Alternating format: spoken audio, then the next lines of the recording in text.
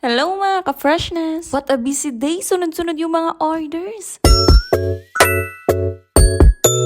Bago natin simulan, nagpa-picture muna si Jed sa hinahawakan niyang bulaklak. Etong taong to, naghahanap talaga ng camera. Kahit napaka-busy, nagre-remind talaga siya sa akin kumuha ng mga videos. Every morning and every day, nililinisan talaga namin yung mga bulaklak para hindi madaling mamatay. At maya-maya nga nito ay sunod-sunod na yung mga orders. Kay Albert ko nga pinagawa yung vase arrangement habang kay Jihad naman yung bouquet. At ginawit nga namin yung summer combination sa vase arrangement habang sa bouquet naman is pink for baby girl. At ang budget ng bouquet is 350 habang yung sa vase naman is 750. Natapos na nga yung vase arrangement habang si Jed hindi pa tapos. Hand bouquet nga lang yung ginawa ni Albert, cost ng 250. Nagdagdag nga yung customer ni Jed ng another bouquet para sa nanay. Yung bouquet na ginagawa ni Jed with money box pala yun, ka-freshness. Finally, flex ko lang yung arrangement namin. Yun lang. Salamat sa panonood.